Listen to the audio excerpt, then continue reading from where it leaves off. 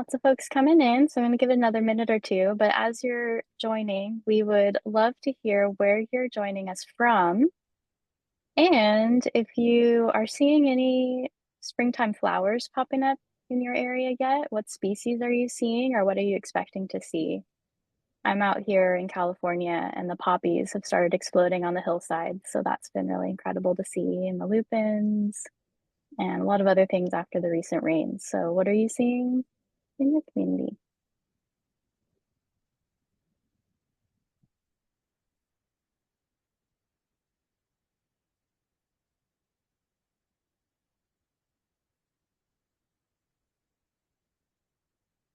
Ooh, still snowing in New Hampshire. Hopefully spring will hit soon. Cherry blossoms, yep. Tulips, crocuses, wow. Lots of folks from Canada, welcome.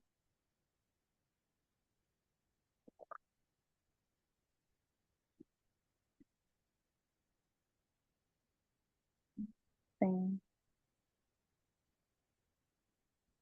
Thanks everyone, welcome. If you're just joining, we're in the chat saying where you're participating from and what flowers or other species you might be seeing.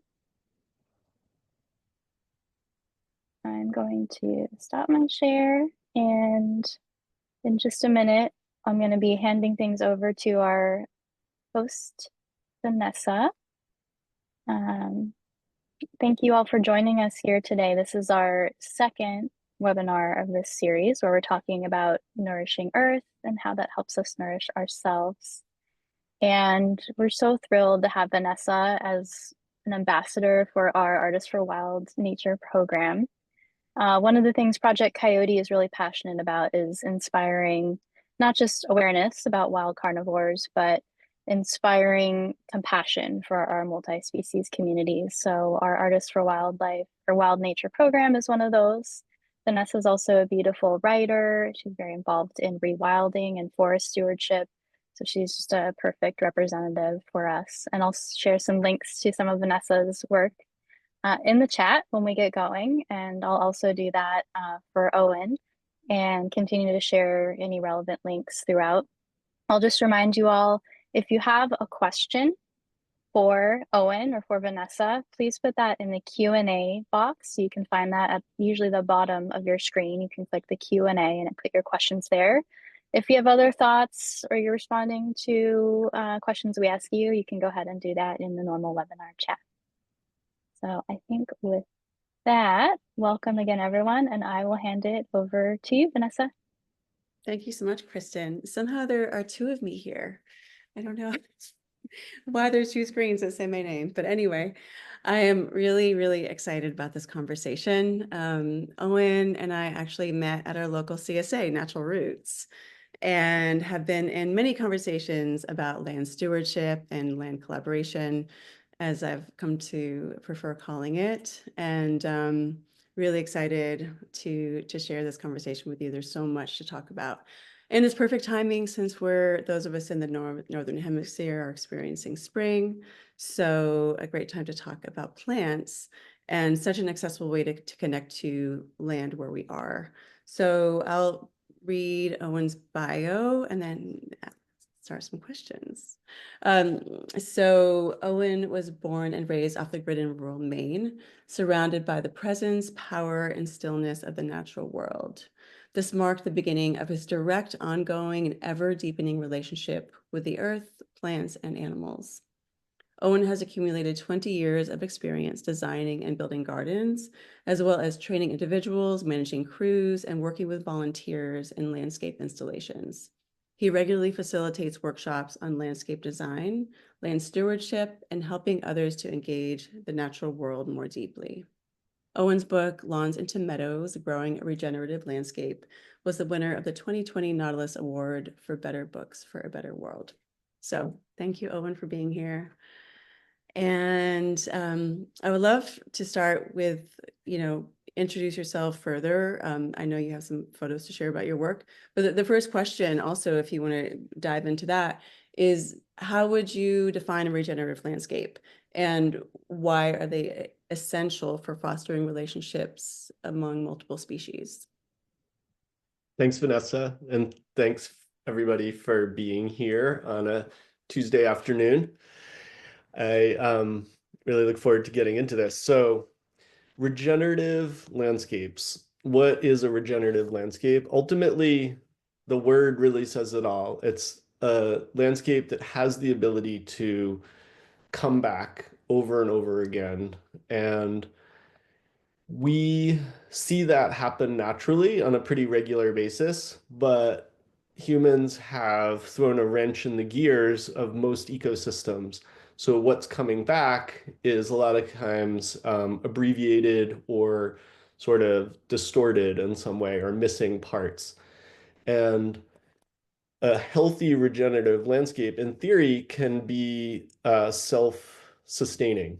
Mm. But based on where we are now and the amount of human disturbance that has happened, a lot of regenerative landscapes actually benefit enormously from human support. And so there's this kind of notion that conservation involves basically taking a piece of land and putting it up on the shelf and leaving it there. And that's the best case scenario, which in some instances is true. But in most instances, because of the amount of disturbance, we can manage landscapes more effectively by being actively involved. But basically, if I were to boil down the topic of regenerative landscaping, I think it comes down to working with plants and the natural world in a way that harnesses its power. So you're working in support of that as opposed to sort of commandeering it for our own use. Although we can get benefits from it, and there are many, many benefits that you can derive from it. The regenerative landscape really benefits from support from us, but with the goal of creating essentially more.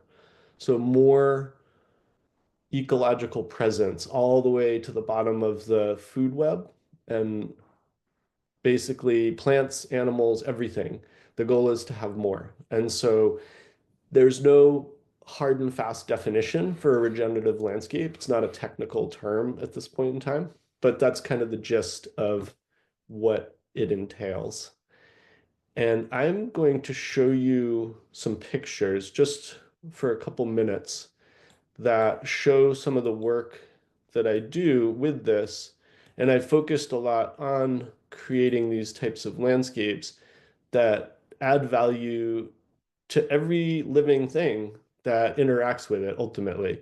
So that means people too, but not exclusively.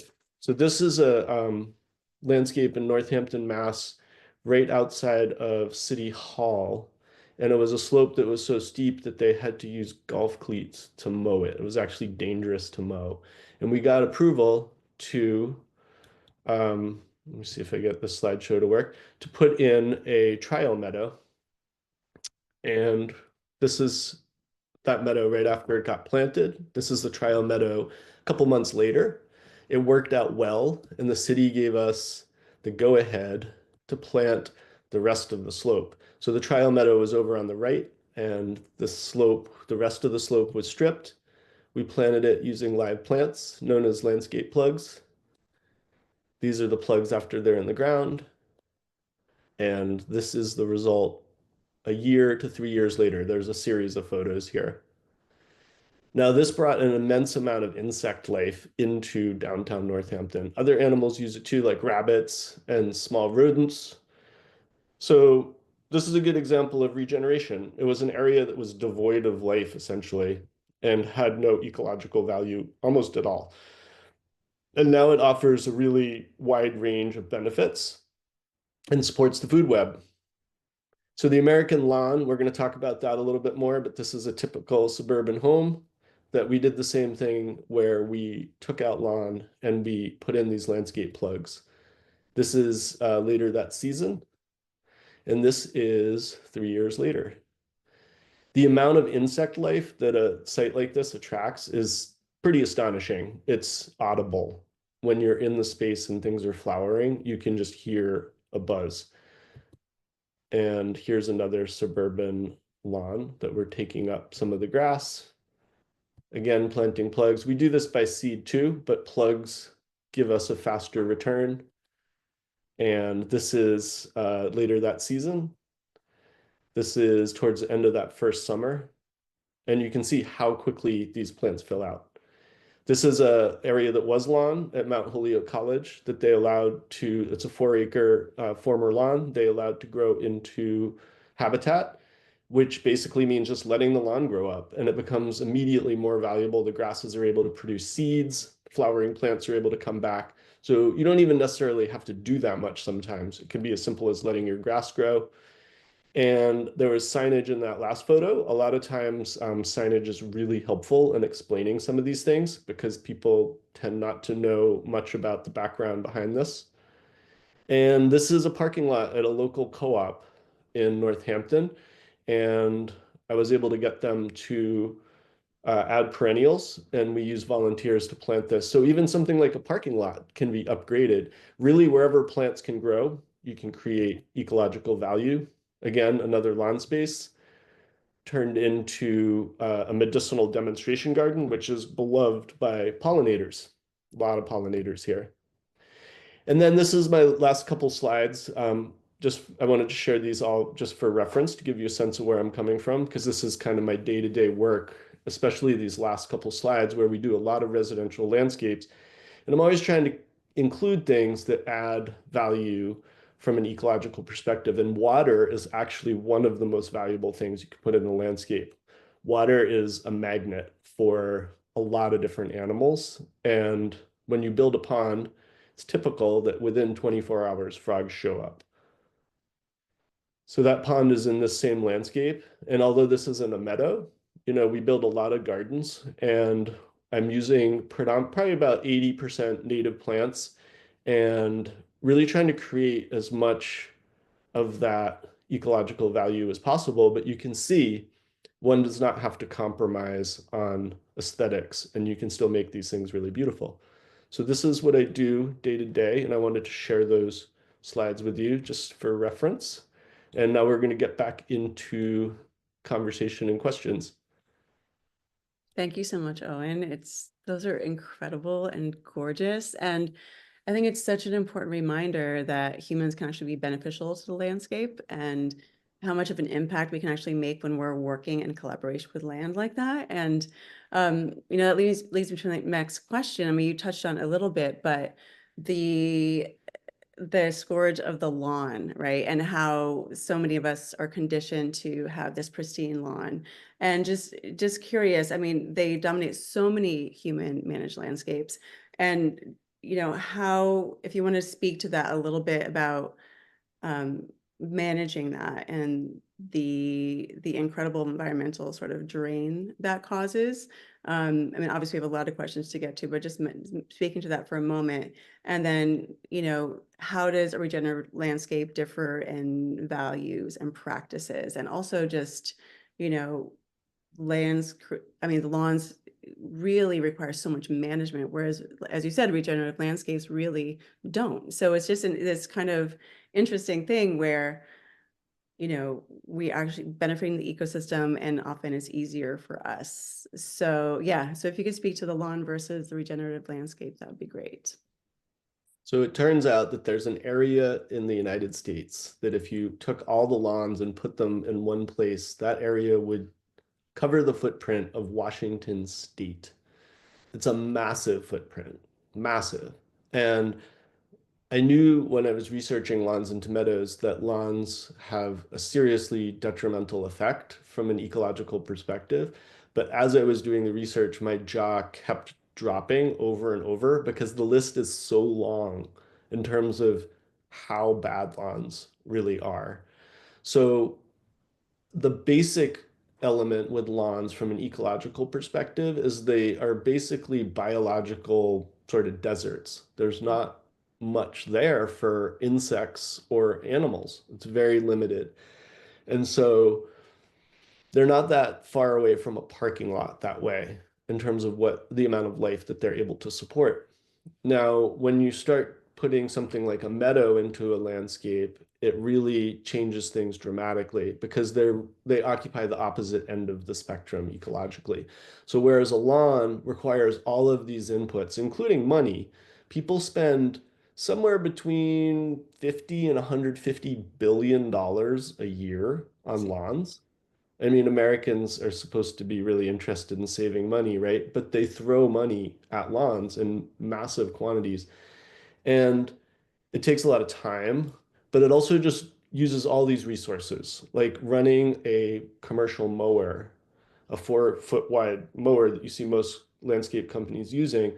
Running one of those for an hour is the equivalent of releases the amount of emissions similar to driving a 2017 Toyota Camry 300 miles. So that's just running a mower for an hour. There's no regulation on the emissions. Just I came across a statistic that just filling mowers alone, 17 million gallons of gasoline is leaked into the environment just from spills filling mowers. And I'm not going to get into these statistics too much, but they're astonishingly impactful in major ways. And the list is really, really long.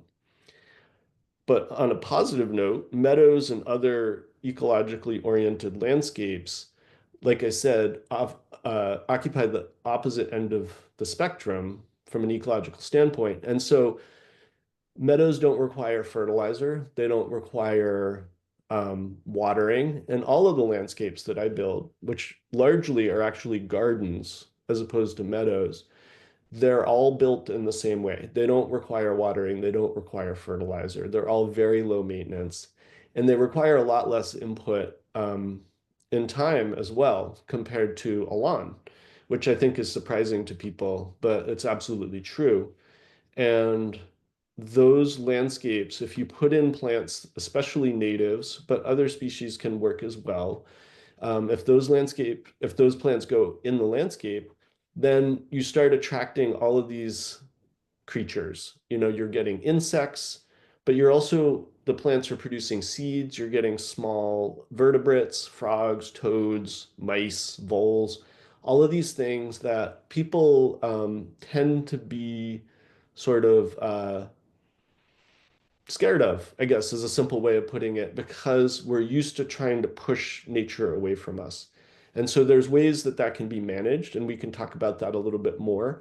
But basically, once you plant an ecological landscape, it immediately starts to bring life in. And it could be as something as simple as putting a window box out if you're in an urban setting. You don't even necessarily have to have land to do this.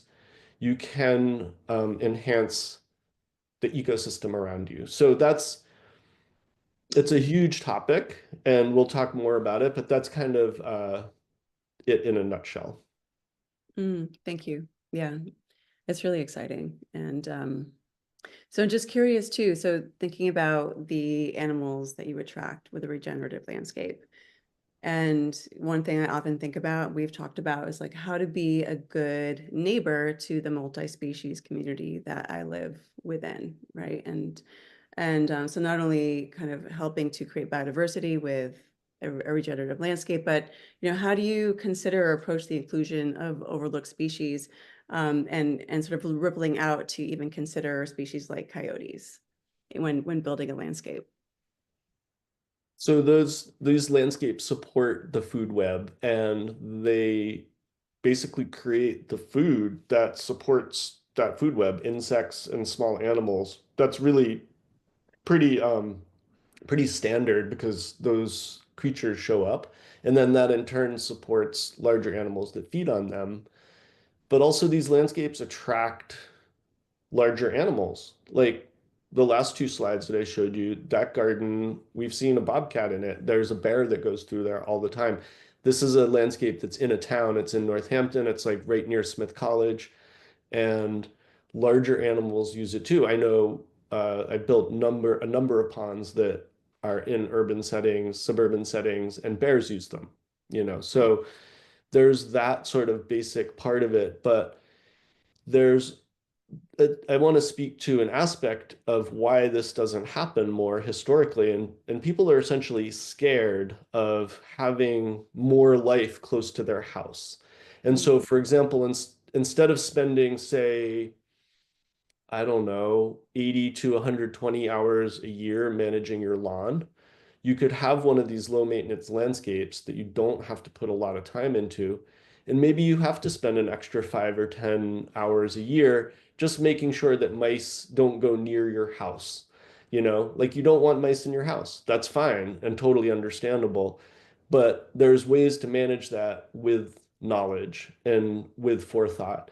And ultimately, we're coming from a place in our culture where there's something that I've been calling ecological illiteracy.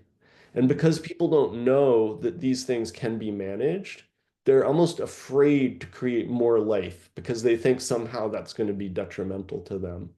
So really the goal in my work is to encourage people to feel comfortable creating more. And Mm, it basically takes care of itself. The complexity of the sort of ecological web is so great that our understanding of it will always be somewhat limited.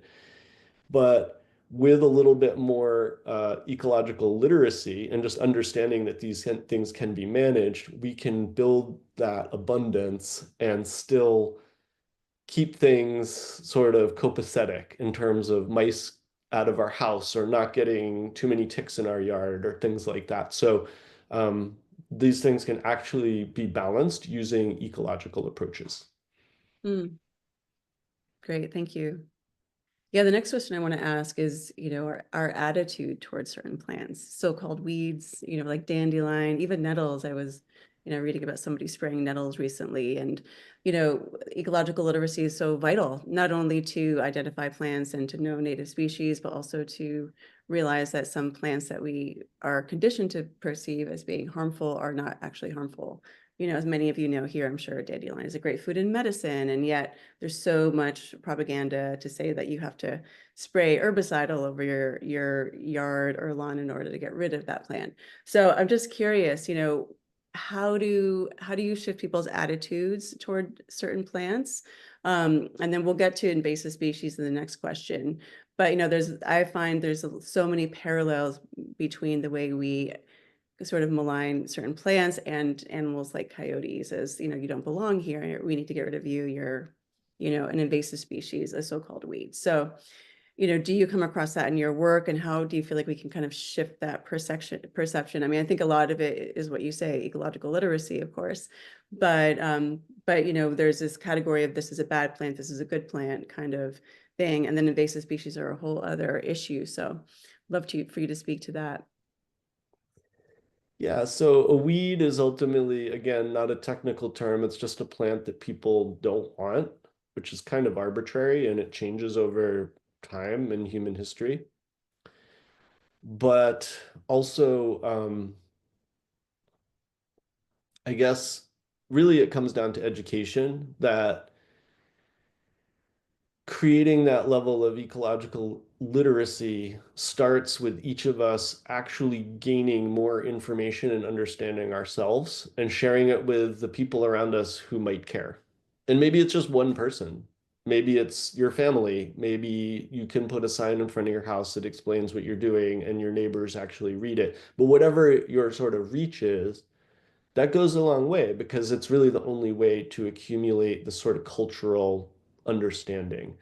And that missing piece of cultural understanding and being comfortable with engaging with the natural world is something that we have to re-engage with and relearn. We've lost it. And it's not just in this country, like, in Western Europe, throughout Europe, there's a whole history going back hundreds of years of pagan knowledge and earth wisdom being eradicated, people being burned at the stake because they were witches or whatever. But basically, those were people who knew about nature.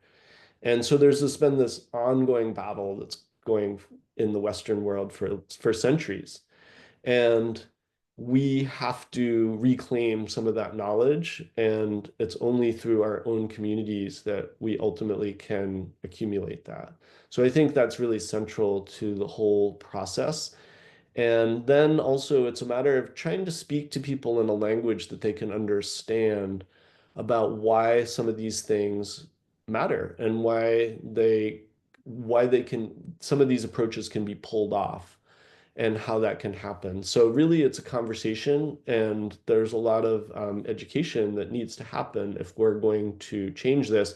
And it might seem sort of insurmountable, but as all of you know, with coyotes, which is a, a very maligned animal, it's something that over time, attitudes and perspectives can be shifted. Mm-hmm. Yeah, I think it's important also to speak to, it blows my mind, even a progressive area like Western Massachusetts where we live, you still see Roundup in the garden shops and stores. And so speak to the harm that causes not only to the land, but just the ecosystem at large. So if you could just share, I mean, there's some incredible statistics in your Yeah, book. yeah. So in my book, I mentioned that homeowners use 10 times more herbicides than conventional agriculture because homeowners don't follow the instructions and just kind of pour it on, where conventional agriculture, they're trained and they're also trying not to use more than they need for economic reasons. But this goes back also to what you were pointing out, Vanessa, about dandelions. Mhm. And there are certain things that we have been taught not to like, basically because we're propagandized. Up until the 60s, the lawn care industry, as it's known, actually promoted clover in lawns because clover is a nitrogen fixer and it supports the lawn naturally. But they realized by getting people to get rid of clover, they could A, sell more products to remove it, and B, sell more fertilizer to add nitrogen into the lawns. And so they pushed that really hard, and now Americans think that you shouldn't have clover in your lawn, in your grass. So essentially, we've gotten to this place, we've kind of been sleepwalking into this place that is essentially driven by commercial interest a lot of times, but other things like wanting to appear well off, which is historically, like with lawns, a sign that you were wealthy, going back 150, 200 years, only very wealthy people were able to maintain lawns. So people have gone to this place, and we really need to kind of find our way back somehow. I think, I don't know if I'm off track here. I lost my train of thought a little bit, but I think that's really central to kind of realigning ourselves with how we deal with the landscape and animals around us. Mm-hmm. So beyond chemicals, I mean, so invasive species are a very, very fraught topic. So even people I speak to who agree with everything we've shared so far, when it comes to plants like Japanese knotweed or bittersweet or plants that can be potentially harmful to the ecosystem. I mean, one thing that you and I have talked about a lot is these plants are oftentimes just filling ecological gaps, right? And so Mhm. aren't inherently harmful in and of themselves. So I would love for you to speak to kind of your perspective on invasive species and alternatives and dealing with them if they are harming an ecosystem instead of using herbicides and things that just really have a damaging ripple effect. Yeah, that's a really good question. And ultimately, I use the term invasive species because that's sort of the going rate and everybody understands it. But in reality, the technical term should really be introduce disruptive species Mhm. because they are they are potentially disruptive. But really, my perspective is that we're potentially disruptive. We're the ones that are creating the disturbance that allows the niche to exist that gives those quote unquote invasive species a leg up. If we weren't creating those disturbances, there would be a significantly less, there would be fewer invasive species in the landscape by a long shot. So that's part of my perspective around this. And then also, people like to think of things in black and white. It's just this habit we seem to have as humans, and everything in the landscape is situational. So if an invasive species like Japanese knotweed, which is really common on the East Coast and really aggressive, it grows so densely, for those of you who aren't familiar with it, that nothing else can grow there. It was actually introduced widely by the USDA, I think, in the 40s and 50s. maybe a little earlier for erosion control. But it's also sold in garden centers. You can still buy it in garden centers, which is really crazy. But um, this is a plant that doesn't, you'll be hard pressed to find it in a place that has a stable ecosystem. So, from my perspective, it's a matter of trying to manage. If we really want to address invasive species, we need to manage the landscape more mindfully and do a better job. But it's an afterthought because everything, of course, has a dollar sign attached to it, and there's no economic value to doing that within our present system. So that's a key part of my perspective. And then also, people who want to attack invasive species with chemicals, a lot of times it's probably causing more harm than good. And at a minimum, if you do get rid of invasive species and you go through the whole process, it's sort of pointless unless you can get a stable ecosystem to establish in that location, because otherwise they're just going to come back. And it's a sort of exercise in futility. So without that ecological understanding of about creating something that is going to fill that niche and create stability, it's really missing the mark because it's just sort of like, you know, it's like deporting people and just thinking that's going to solve the problem. That's like so much bigger and it's systemic. So it's this really like reductionist thinking that kind of puts things in black and white that most people are viewing invasive species through. Mm, And it's very common. I would say that's the dominant perspective when it comes to invasive species. mhm. Yeah, it's really interesting. It's an incredibly, incredibly broad topic. I know that there's a lot of debate also between invasive species versus native species and wild, and some sort of like debate within the permaculture community too, as opposed to, native species versus introduced species. So, um, I'd love for you to speak to a little bit of that. I mean, one of the things that you and I have talked about is sometimes there's a nostalgia for the ecosystem, the way things used to be when with climate change and everything that's happening, ecosystems are rapidly changing. So how do we, recognize that? I love what you said about, everything is situational. So, can you give an example of how somebody could approach kind of a disturbed ecosystem with an open mind and beginning to sort of rebuild a regenerative landscape based on that particular situation? Well, a really good example that I think everyone here would understand pretty easily is coyotes, because coyotes were not native to the East Coast of the United States. There were no coyotes here. And there were wolves, but supposedly no coyotes, from what I understand. And now they're everywhere, and there are no wolves either. So they're sort of an apex predator in our landscape, and they're filling a niche that's extremely valuable.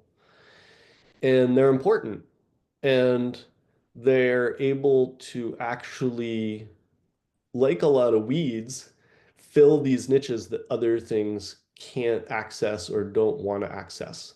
Like I just saw a video of a coyote near Wall Street in downtown Manhattan. They go everywhere and they're incredibly resilient, and they're generalists in that way that allows them to help the landscape heal essentially, because they're adding a level of order and regulation to the landscape that otherwise is completely missing. That's part of why there's 4 billion deer on the East Coast, or turkeys have exploded and they're in Queens or whatever, in the Bronx. And there aren't predators essentially to balance that, and the coyotes fill that niche. So plants are essentially often with invasive species, they're doing the same thing. There's a vacuum, there's a gap, and they're able to fill that gap and anchor that gap. And a lot of times our perspective is so limited to our human time frame that we really miss what's happening, because with something like knotweed, for example, if it grows on a riverbank, it's not going to grow there forever. That landscape's going to change. And if it ever became forested and more stable, that Japanese knotweed would start to disappear and then just be gone, you know? So I think it's important to have these broader perspectives about nature because nature isn't operating on a human time frame. And Mm. so weeds and invasive plants are like that. And it doesn't mean we have to embrace all of them or that, you have to, be planting Japanese knotweed in your yard or something. You don't want to do that. But it's more just understanding that broader perspective. Mhm. Yeah, as you know, I used to live in New York City, and the so-called weeds were what kept me, connected to nature, like the dandelions that grow through the cracks in the sidewalk and mugwort and all these plants that, many herbalists love. And so Mhm. there's also the medicinal value of weeds, and there's so much to share about that. So just being mindful of time, I would love to ask you kind of a question about like what people can do. So, some people don't have land to tend, some people do. The Mhm. whole idea of ownership in itself is a fraught issue, right? But you gave a great example with your images of you were working on public land, right? So what can people do to apply some of these ideas where they are, whether they're in an urban area or they have a yard? It's springtime in many places right now. I'm sure many of you are kind of like about to work outside or already working outside. So, what are some steps that people could take to, I think, one, develop more ecological literacy, and then also begin the process of creating regenerative landscapes where they are? Yeah, so I think the process of gaining that literacy is based on observation and engagement. Mm-hmm. So one of the most important things you can do is just engage. If you like to watch birds, if you like to take hikes, whatever it is, if you like to look at weeds in the sidewalk, that's engagement.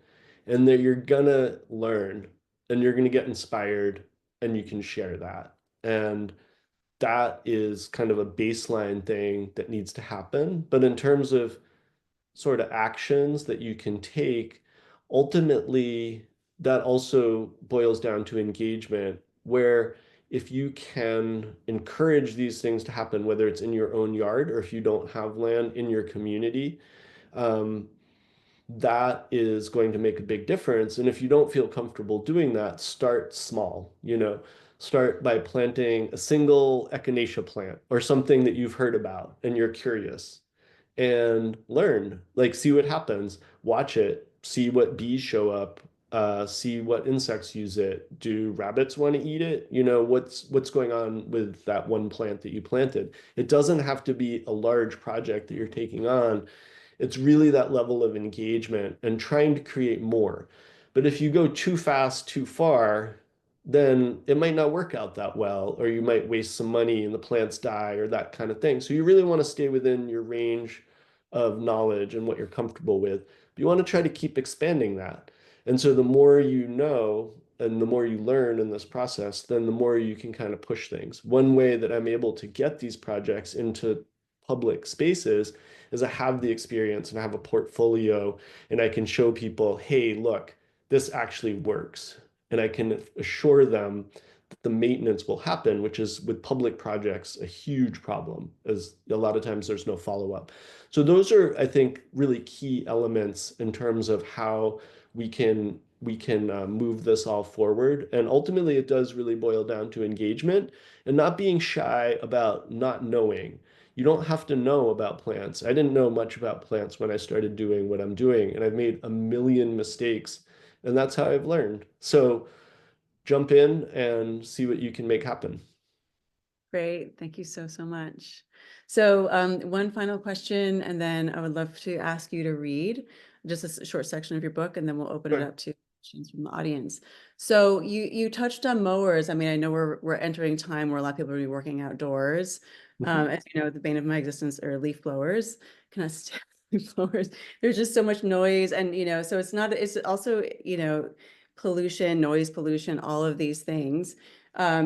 What are some alternatives? I mean, and also I'm just would love for you to speak to some of the damage of this idea that we have to control nature. I mean, I love what you're saying. It's all about collaboration with the ecosystem, becoming more intimate with the ecosystem, learning from the plants as much as we're working with the plants. So So like, could you speak to a kind of a different approach or land ethic instead of this approach of feeling like we have to manage or control nature, and working with nature?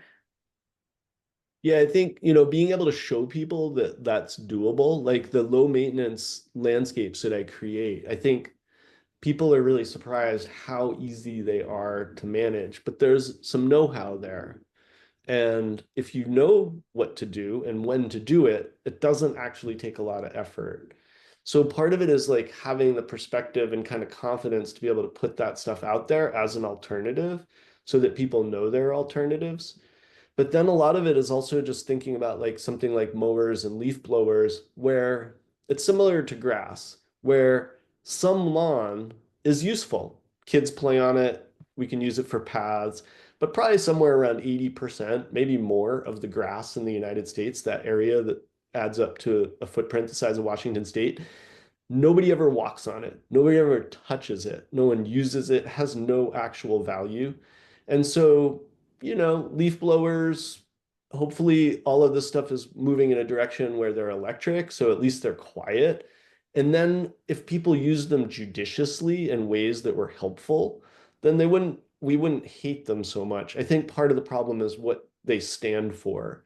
And it's this kind of mindless consumption of an impact that is really detrimental. And so, really trying to look at it in that way and trying to offer alternatives is really, I guess, really ultimately the best we can do. But people need to see that it works ultimately. Just trying to convince people only goes so far. But if they see a beautiful garden and you can say, yeah, I only spent 20 hours taking care of that this year and I didn't fertilize it or water it, and they'll be like, really? And that's an incontrovertible fact. So, really, you want to be able to show people as much as possible that these things are doable. It's like all of the studies around coyotes and predation, where people have this horrible idea around coyotes that they're these ruthless killers, but they're incredibly selective. They're focusing on infirm and weak animals, and they're essentially keeping the population healthy, but people tend to see it in the opposite way. So again, we kind of need to show people that this level of engagement is healthy and that it works. Awesome. Thank you so much. So if you would like to, I want to invite you to read a couple paragraphs, maybe in page 51, which I think is really beautiful. Yeah, I'll read a couple paragraphs.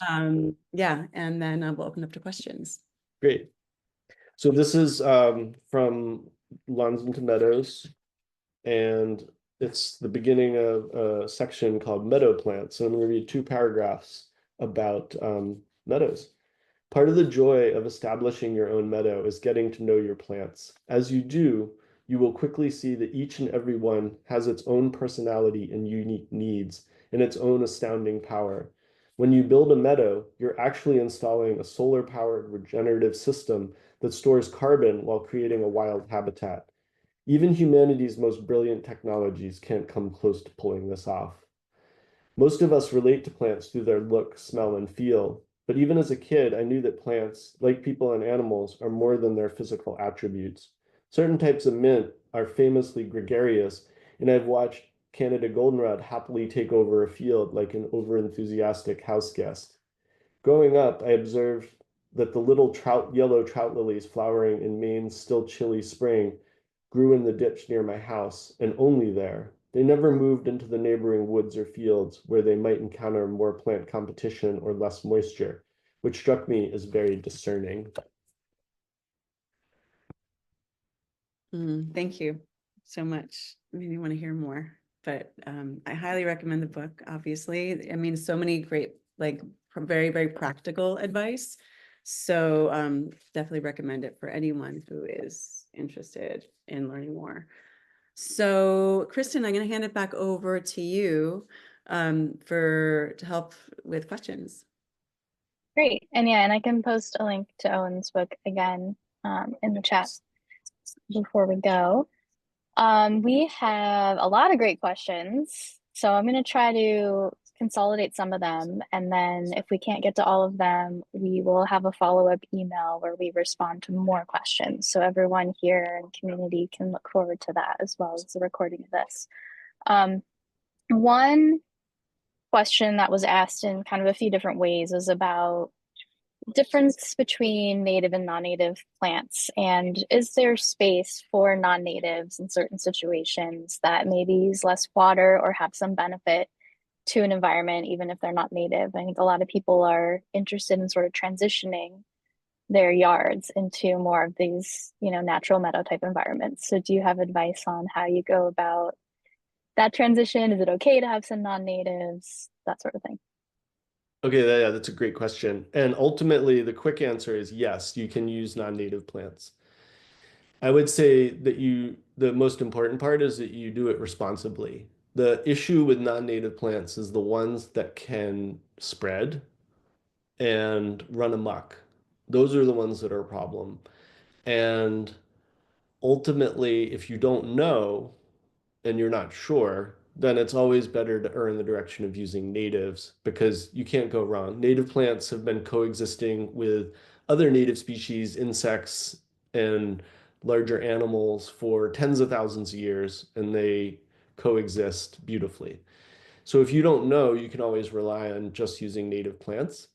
But there's a lot of non-native plants that I use because either they're still really valuable ecologically, or they're beautiful, or I just like them, or someone likes them. Like roses or whatever, it's not the end of the world if you like roses and you want to have a couple of them in your yard. That's totally fine.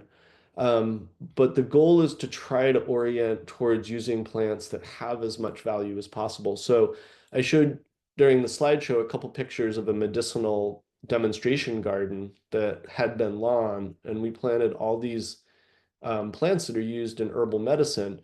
What I learned from that was how many of them are attractive to insects. Some of them, like an angelica that's from Korea, are just mobbed by native pollinators. And so that's an example of engagement and learning. I didn't know that. And then I saw like the umbel of an angelica plant, which is like kind of a flat-topped flower is what an umbel is. It's pretty big. It's about this big, but I've seen 12 to 15 native bees on that at the same time. And that tells me something. And so ultimately, there's a number of non-native plants that are totally fine. And in terms of the fact that they won't escape or go anywhere, and they have a lot of value. So really, you want to try to focus on things that you know are going to work. They're not going to cause problems and add as much value as possible. And like I said before about things being situational, you really have to kind of gauge that based on where you are, what your climate zone is. A plant that might spread in the south might not spread here in New England. So there are all these nuances. And if you're not sure, just revert to using native plants. And like I said, you can't go wrong. Wonderful. Thank you. Kind of a follow-up practical question. One person asked, or I think a few people might have asked, how you prevent lawns from kind of re-overtaking meadow areas. Let's say you have, a part of your yard dedicated to creating this more native meadow-like environment. What should you do to manage grass overgrowth or prevent that from happening? And then on the other side, someone asked, do you have to do much management to prevent the meadow from eventually transitioning to more of a forested land? Yeah, so the issue with lawns impacting meadows is basically negligible because taller plants essentially trump shorter plants. And so the lawn, once a meadow is established, it's much taller than your lawn grass, and it can't really get in there and do that much in terms of impacting those plants. And then what was the second part of the question? Do you have to manage the meadow so that it doesn't tend to shift over to more wooded or Oh, right. forest land? Yes, you absolutely do. And ultimately, a meadow is really it's like a grassland that is absent of woody plants, trees and shrubs. And trees and shrubs want to get back in there, especially like east of the Mississippi River. Basically, everything wants to be forest in certain locations. And so you have to mow your meadow at least once a year. And while it's establishing, it's really helpful to eliminate things that you don't want in there. So that would include woody plants, and you absolutely have to keep those out. Historically, that's happened through grazing animals and fire, which are actually two of the best things for keeping meadows going. But in the short term, usually it's just using a weed whacker or clipping things out. But basically, you want to keep those woody plants out of a meadow. Great. I'm going to ask you more of a maybe philosophical question I really like from Linda, who asked, can you discuss the difference between restoration, which we tend to associate with kind of going to a former state, versus rewilding or biodiversity enhancement, so planting for native or, multi-species communities? Do you see differences in how to define those and what to do to create those systems? Yeah, so that's a good question, and there's probably, if you asked multiple people, you'd probably get multiple answers, because some people define those sort of categories very rigidly and think of them as all being different. I tend to think of the impulse behind them being ultimately pretty similar, which is that we want to make the ecosystem stable and more healthy. So in reality, and this has been pointed out a lot over the years, that the idea of restoration is actually not possible because the landscape's been changed so much. For example, where I live in New England, it was cleared entirely in the 19th century, so that it was like 95 to 99% clear. In that process, there was this huge sheep farming boom for like 30 years. All these things happened. And what I'm getting at is essentially all the topsoil that had accumulated for 10, 12,000 years after the glaciers left was denuded and eroded and degraded. So we can't go back anytime quickly to that place. It's not possible. Um, that said, the idea of restoring a landscape is a noble cause, and ultimately, there's ways to do that. If you get kind of too hung up on the definitions, I think it can lead to compartmentalization in a way that's actually kind of detrimental to the wider conversation. And I think people kind of tend to do that, where they kind of get into their camp or they become really attached to a particular word. And there's different approaches to how to do it and all these things, but really the idea of just fostering ecological health is what's behind all of it, and that's really commendable.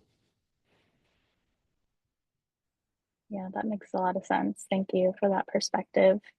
Um, we only have a few minutes left, and we have a lot of specific questions. So I think that we'll try to address those in a follow-up email. So maybe as a last question, I'll ask you this one about what, it's sort of two parts. First, are there mistakes that you have made or witnessed that you've learned from in the way that you do your work?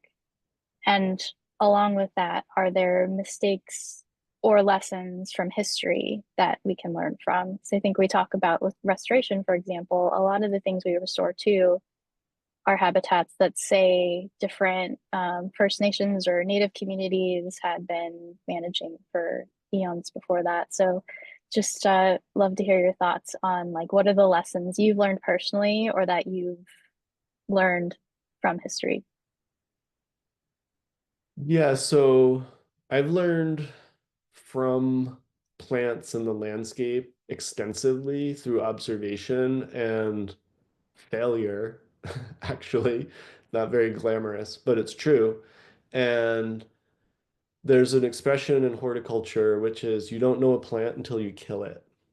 And it's kind of extreme to say that, but there's a strong kernel of truth in that, because when you make these mistakes through engaging with plants and the landscape, you learn what went wrong and what you missed. And that's sort of like, if ecological literacy is this incredibly vast topic, and we kind of just know these little dots within that, which is, where we're all starting, even those of us with relatively advanced knowledge. Um, that level of engage, when you engage, you start to fill in these missing pieces through making mistakes and learning. So you don't want to, overcommit, because then the mistakes can be catastrophic. But if you lose a single plant because you put it in the wrong spot, not a big deal, and you can learn a lot from that. So I've learned a tremendous amount from letting plants in the landscape basically show me and to tell me what works and what doesn't work. And in terms of mistakes historically, I think the biggest mistake is that we fear nature and we're content being ignorant about it. I would say that that is the most egregious sin when it comes to this topic. And all of the sort of details within there, the specific mistakes, I think essentially are an outgrowth of that, attitude and lack of caring.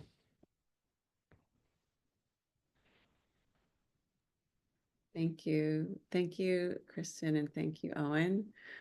I just am so grateful for your perspective. And I mean, this is so wonderful. And one of the things that you and I often talk about is kind of, thinking about what you just said and thinking about ourselves as part of the ecosystem. So if we're fearing nature, it's that Gary Snyder quote, right? Nature is not a place to visit, nature is home.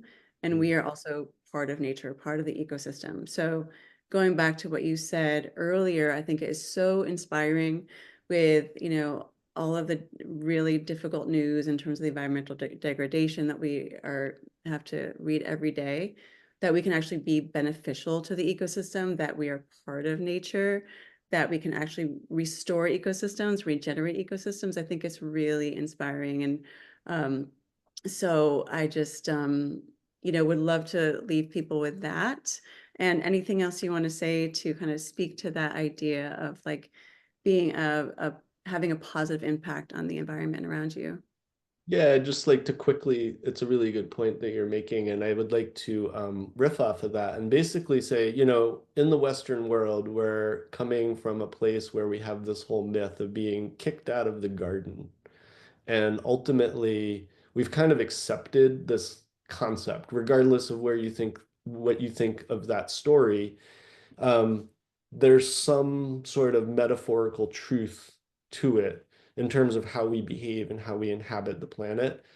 And so I think it's important for us to try to shift that perspective within ourselves and understand that we actually can be a benefit. It's how we live our lives, it's what we do, it's how we engage with nature or don't.